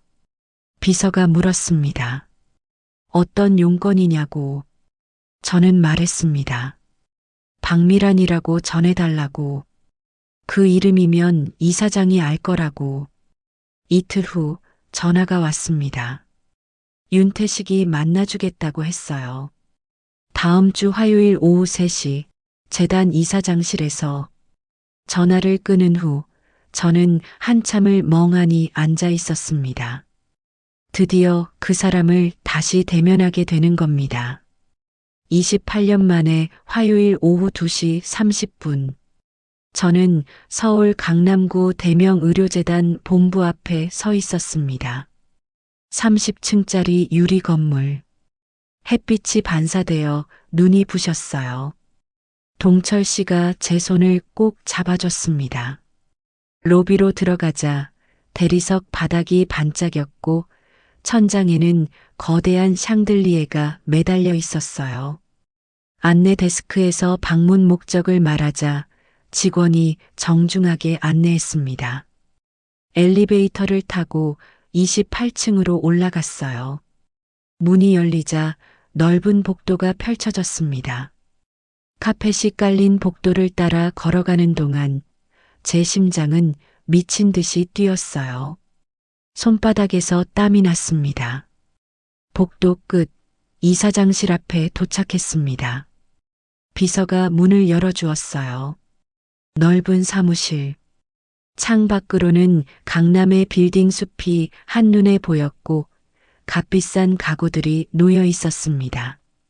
그리고 책상 뒤에 윤태식이 앉아 있었습니다. 28년 만에 다시 마주한 그 사람. 상견례 때와는 달리 이번에는 단둘이었습니다. 아니, 동철 씨가 함께였지만 동철 씨는 소파에 앉아 조용히 있었어요. 윤태식은 일어나지 않았습니다. 그저 책상에 앉은 채 저를 바라보고 있었어요. 얼굴은 28년 전보다 많이 늙었지만 여전히 오만한 느낌이 남아 있었습니다. 저는 그의 책상 앞에 섰습니다. 한참 동안 침묵이 흘렀어요. 윤태식이 먼저 입을 열었습니다. 오랜만이라고, 어떻게 지냈냐고. 마치 오랜 친구를 만난 것처럼 태연하게 말했어요. 저는 그 태도에 분노가 치밀었습니다. 28년 만에 만난 전처에게, 자신이 버린 여자에게 어떻게 그렇게 태연할 수 있을까요? 저는 차갑게 말했습니다. 어떻게 지냈냐고 묻는 게 웃기다고. 28년 전 당신이 우리를 버린 후 얼마나 힘들게 살았는지 아느냐고. 윤태식의 표정이 굳어졌습니다. 저는 계속 말했어요. 2살배기 아이를 안고 부산으로 내려간 그날부터 시장 반찬 가게에서 손이 얼어붙도록 일하던 날들, 준수가 아파도 병원비가 없어 망설이던 순간들, 모든 것을 쏟아냈습니다. 윤태식은 고개를 숙였어요. 하지만 저는 멈추지 않았습니다. 그리고 가장 중요한 이야기를 꺼냈어요. 준수가 서연을 만났다는 것, 진심으로 사랑했다는 것, 결혼까지 약속했다는 것. 윤태식이 고개를 들었습니다. 눈이 커졌어요. 그리고 약혼식 날 모든 진실이 밝혀졌다는 것. 2사람이 이복남매라는 것. 윤태식의 얼굴이 창백해졌습니다. 손이 떨리기 시작했어요. 저는 계속 말했습니다. 준수가 얼마나 고통스러워했는지, 사랑하는 사람을 포기해야 했던 그 절망을, 밤마다 홀로 울던 아들의 모습을. 윤태식은 의자에서 일어났습니다. 창가로 걸어가 등을 돌렸어요. 어깨가 미세하게 떨리고 있었습니다. 한참 후 그가 입을 열었습니다. 미안하다고. 정말 미안하다고. 하지만 그 사과는 너무 가볍게 느껴졌어요. 28년의 세월을, 준수의 고통을 단 2글자로 해결할 수 있을까요? 저는 차갑게 말했습니다. 미안하다는 말로 끝날 일이 아니라고. 당신이 28년 전 한 선택이 지금 얼마나 많은 사람을 불행하게 만들었는지 똑바로 보라고. 윤태식이 천천히 돌아섰습니다.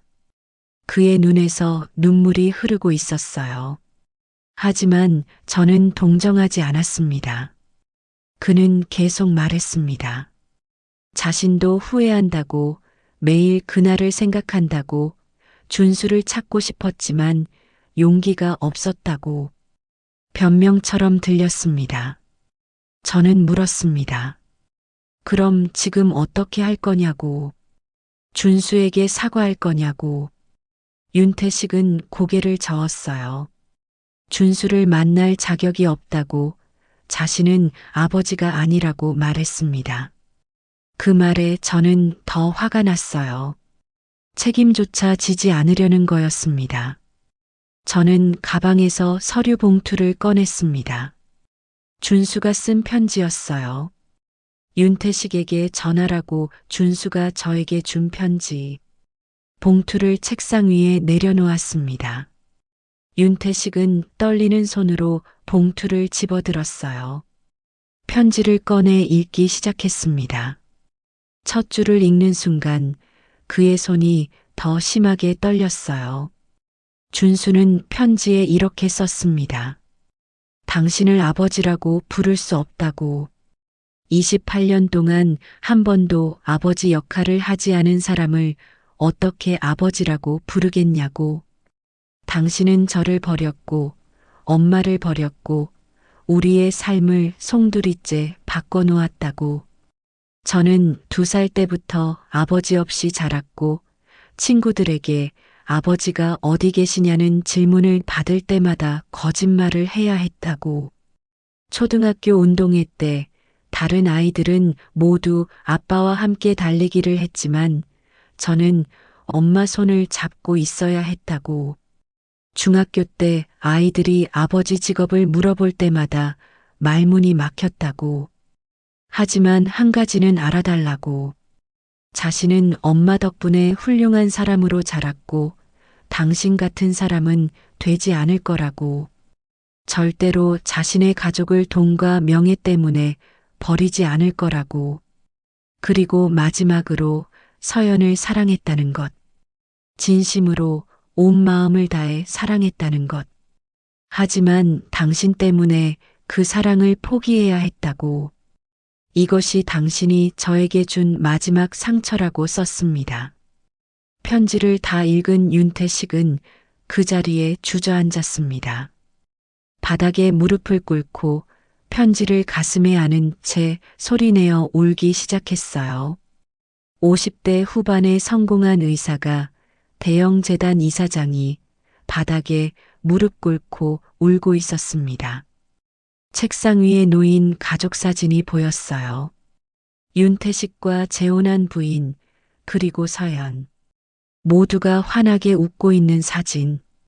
하지만 그 사진 속에는 준수가 없었습니다. 28년 동안 지워진 아들. 비서가 문을 열고 들어오려 했지만 저는 손짓으로 막았어요. 한참을 그렇게 울었습니다. 윤태식은 고개를 들었습니다. 눈이 빨갛게 충혈되어 있었어요. 그리고 떨리는 목소리로 물었습니다.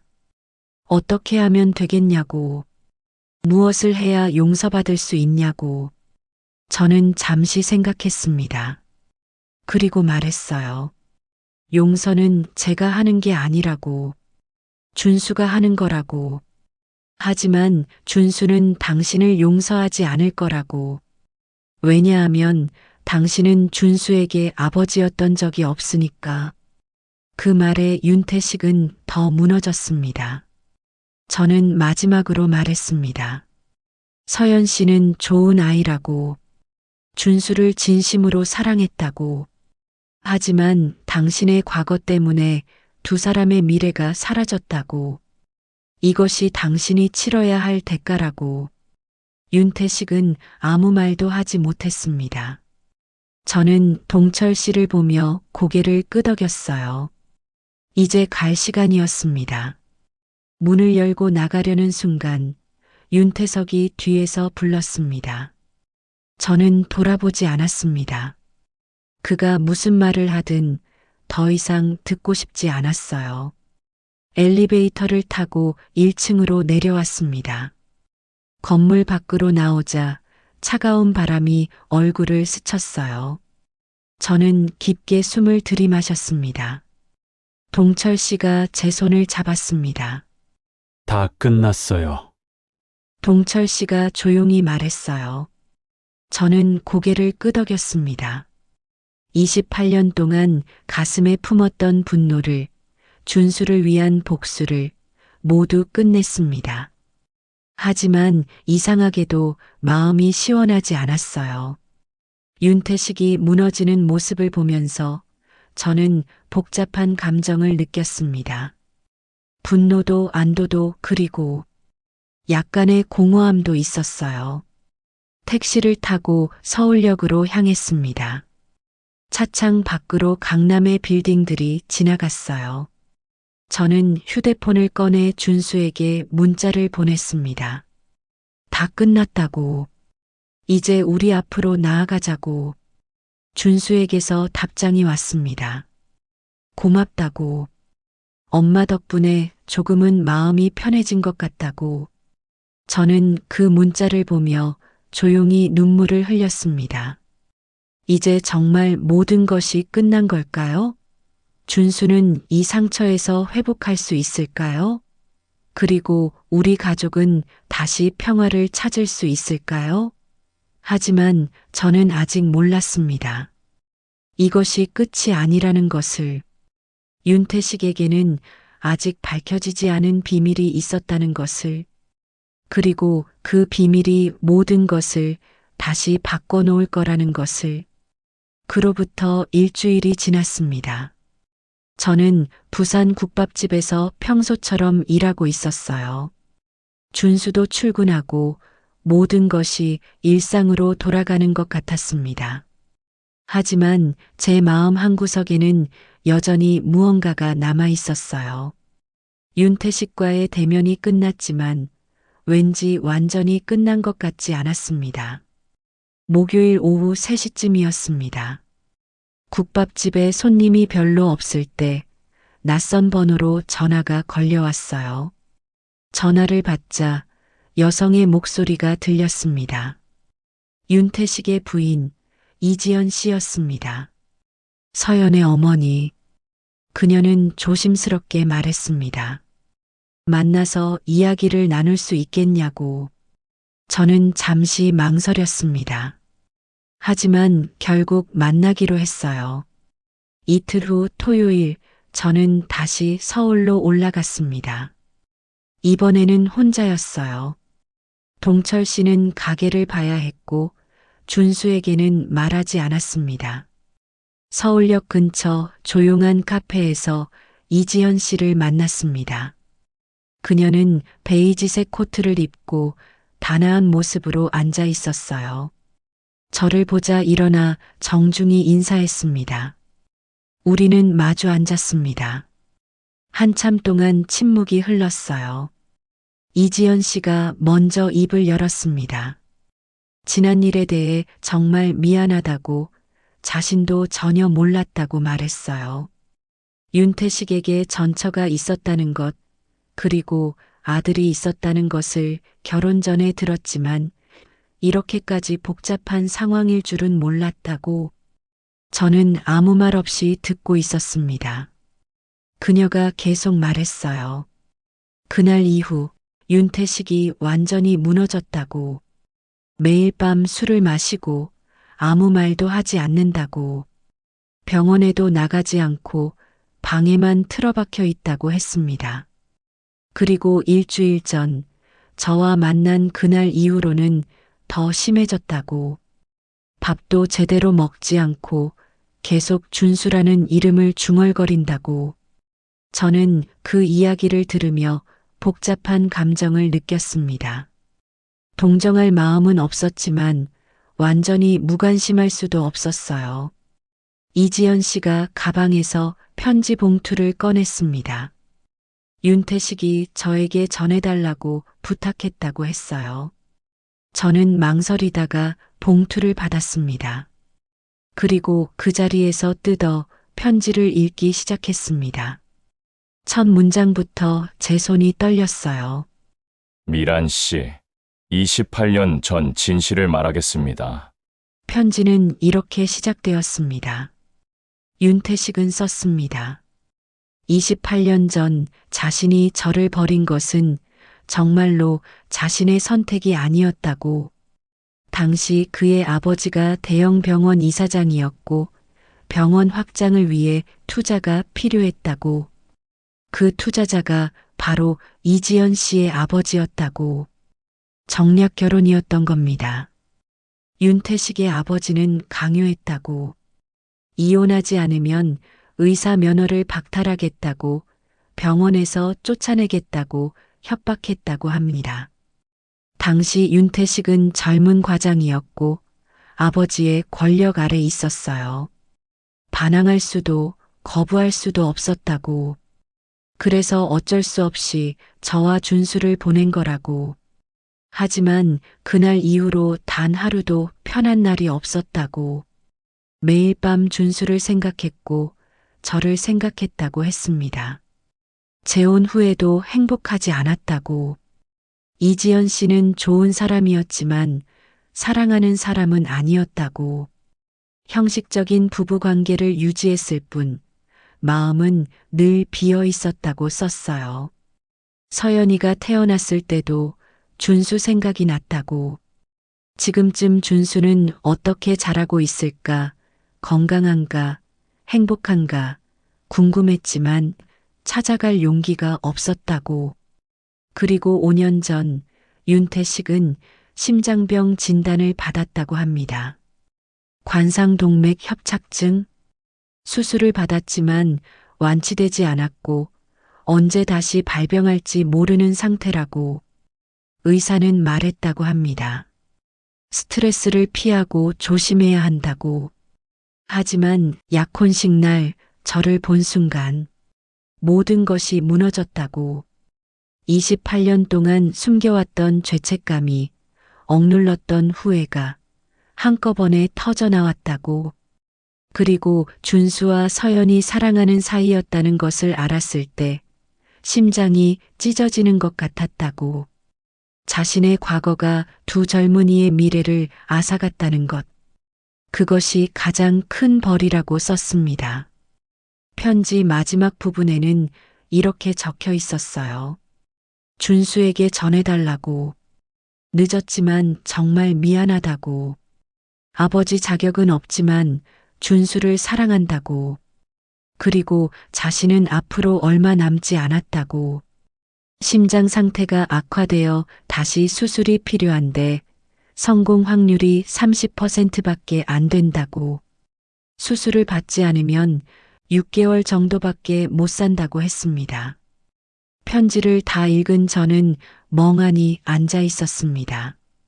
이지연 씨도 눈물을 흘리고 있었어요.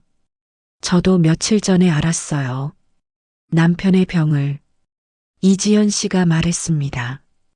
윤태식은 5년 동안 가족들에게도 숨겨왔다고, 심장병이 있다는 것을, 언제 죽을지 모른다는 것을, 혼자 짊어지고 살아왔다고 했어요. 저는 복잡한 감정에 휩싸였습니다. 윤태식을 용서할 수는 없었어요. 하지만 그도 고통받아왔다는 것, 강요에 의한 선택이었다는 것, 그리고 지금 죽음을 앞두고 있다는 것, 이 모든 것이 제 마음을 흔들었습니다. 준수 씨가 한 번만 아버지를 만나주면 안 될까요? 이지연 씨가 조심스럽게 물었습니다. 저는 대답하지 못했어요. 그것은 제가 결정할 수 있는 일이 아니었습니다. 준수가 결정해야 할 일이었어요. 카페를 나와 서울역으로 걸어가는 동안 저는 계속 생각했습니다. 준수에게 이 사실을 말해야 할까? 윤태식이 죽어가고 있다는 것을, 그가 어쩔 수 없었다는 것을. 하지만 그것이 변명이 될 수 있을까?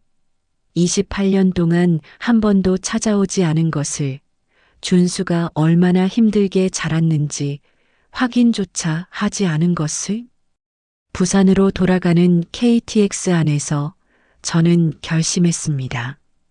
준수에게 말하기로, 모든 진실을.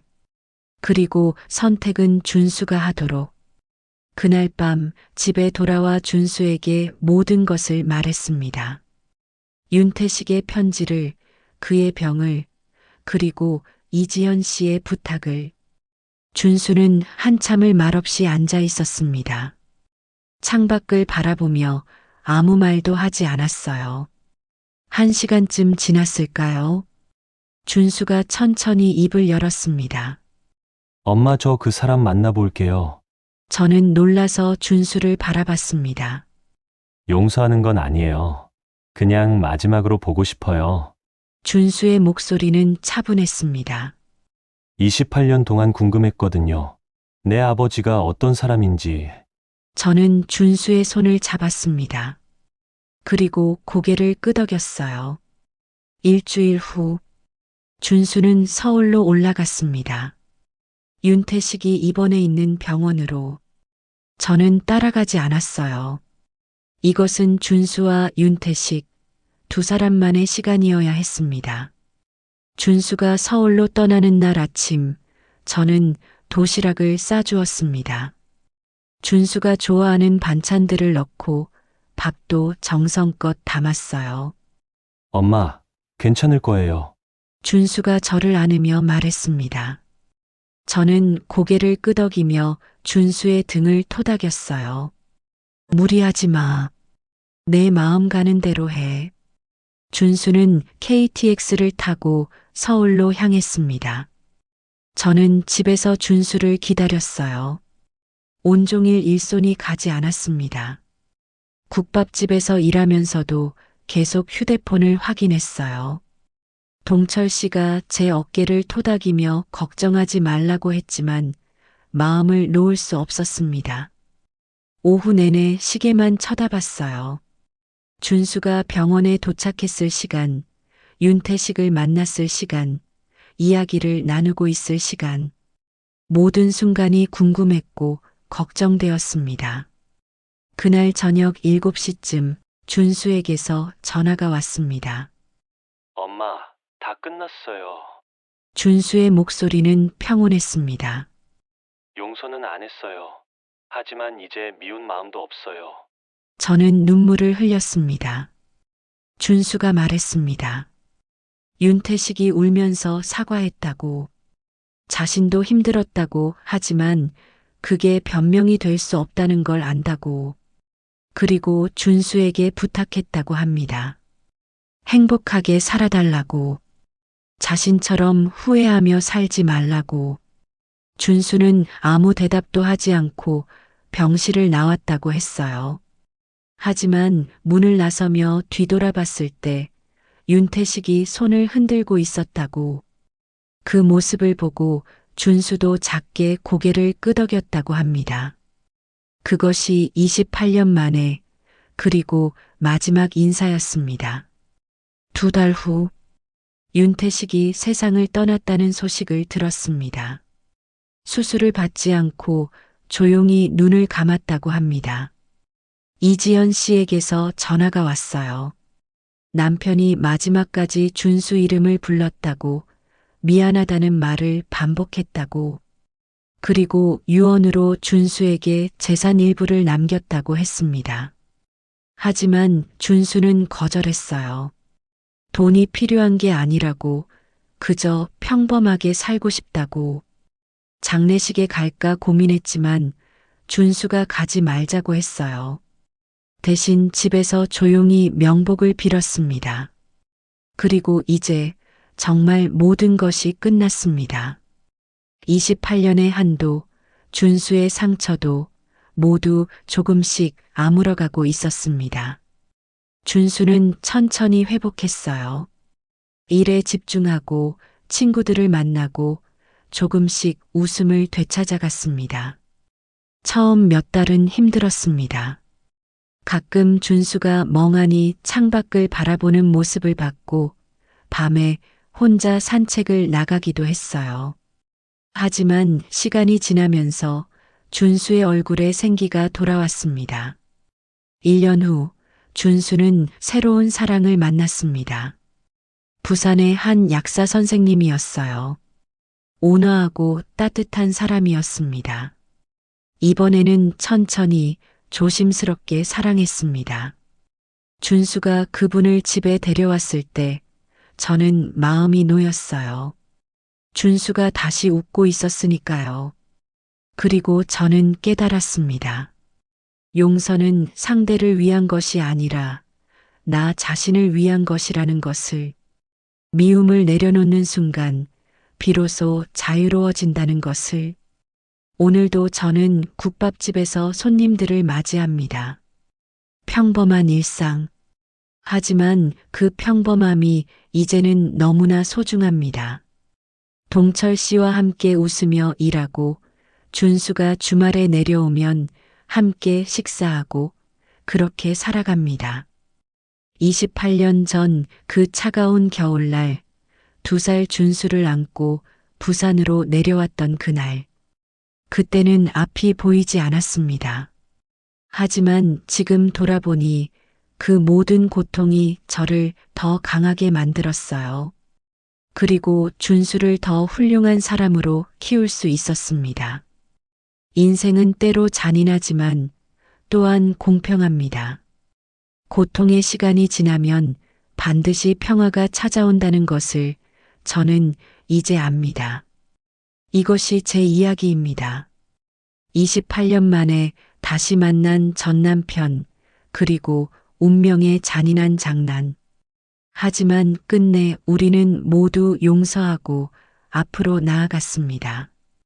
여러분도 혹시 과거의 상처를 안고 계신가요? 용서는 쉽지 않습니다. 하지만 그것만이 진정한 자유로 가는 길입니다. 오늘도 100만 뷰 인생 사연을 들어주셔서 감사합니다. 여러분 모두에게 건강과 행복이 가득하시길 바랍니다.